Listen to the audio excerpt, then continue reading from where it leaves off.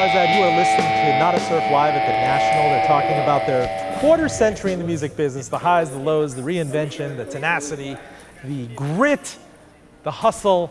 So did you guys cut a tape? Terrifying. Did you guys cut a tape? And it must be somewhere, and we should have embedded it in here, but Did you cut this mixtape? Like my time in Manhattan, you'd meet guys in Times Square that would hand you CDs that they burned, and like beg you to get it from someone. Like there was a kind of an air of desperation to it. But I want to hear this, like you noticed out of the corner of your eye, Ric Ocasek. For everybody, Ric Ocasek of the Cars, you know, they start off in 78, 79. He had left the band after a huge Grammy run, like they took over the 80s, married a supermodel, and was finished with the band by 1988, 1989, and he wanted to become a producer. This is someone who learned with Roy Thomas Baker, who did Queen, with Mutt Lange, who did Def Leppard and AC/DC. So were you kind of stalking him? No, he was just, he was definitely on my radar. I discussed him at some point. Yeah, Well, I'd been on the subway 2 weeks before and sat next to Mitch Easter, who produced the first REM album. And I had a tape in my pocket and I was too shy to give it to him.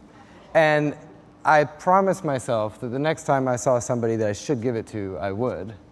So we were at a show at the Knitting Factory, and I was walking out and saw him, and absolutely. So take me to that scene. You saw him at the Knitting Factory, which is a club, a scene, a creative space in New York, very famous. And you just think, all right, I'm not going to flub this moment. Yeah. We had to run because we were playing with Luna, opening for Luna that night. It was a gig that night. So we were playing. You were already big enough to open for Luna then.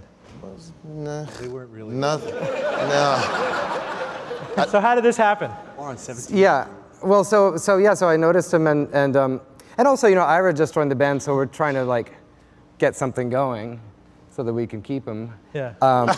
It's just reality of drummers in New York or anywhere. I was roadieing at the time. That was the other job that I had. Yeah. Roadie. So I'll just tell you just quickly that we'd made this album for a Spanish record company, and we sent it to them, and they said, we love it, we want to put it out around the world.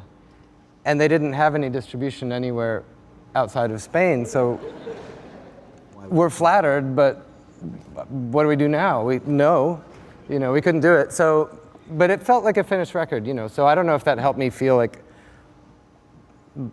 I was going to say confident. It's not that. It just made me feel like I wanted to do something. Was he sitting in the corner? No, he's standing there. Walking. And I. How do you go? I'm Mr. Ocasek. Yeah, I'm sorry to bother you, but I'm in a band and I have a tape I'd love to give you. And he was very kind, and he took it and said, "Is your number on it? Is your name on it? Okay."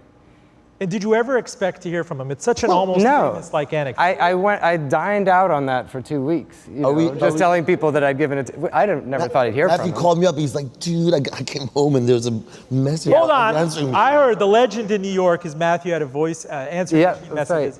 Right. Hello, Matthew. It's Paulina Poroskova. I'd like for you to come over. Not true? No, not true. Not true. That's a better story. No, I had a roommate, and I came home, and he looked like the Cheshire Cat. He's like, you should listen to the answering machine, because, and it was Rick saying to call him, and it was very, very kind. He wasn't home, and he was in the Berkshires or something, and he gave me the number there, and I called him, and we set up a day, 2 days later, and. It was summer evening, and I rode my bike up to his house on 19th Street, and I think it's pretty funny. I locked my bike to a pole, but I hadn't locked it to anything because I was so in a dream that I must just have taken the lock and closed it again. I didn't do anything. So they call you inside, and there's a recording studio inside. Was it Paulina who answered the door? Paulina Poroskova, the supermodel, the face of the 80s. No, it was Rick, but I stood with the two of them in the kitchen for a while, and they really put me at ease. They were so sweet. And then I sat at the kitchen table with Paulina, and Rick made us coffee. Very domestic. Yeah. And I wrote a little piece about this. I feel silly repeating the line because it was a compliment being paid to me, but it meant so much to me. She said while he was making the coffee, she said, he likes your phrasing. And this was the first time that somebody on the outside had recognized something in us and me, And so, it was really really moved. And then he invited me down to his studio in the basement, and he said, "What is this tape?" And I said, "It's this, it's an album, but we can't put it out." I told him the short story of why, and he said, "Well, you could release it like that. It's good. But if you ever want to re-record those songs, I want to produce it, and I'll do it cheap."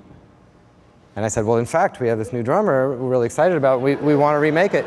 And he said, "Do you have a record deal?" And I said, "No." And he said, "Okay, we'll stay in touch."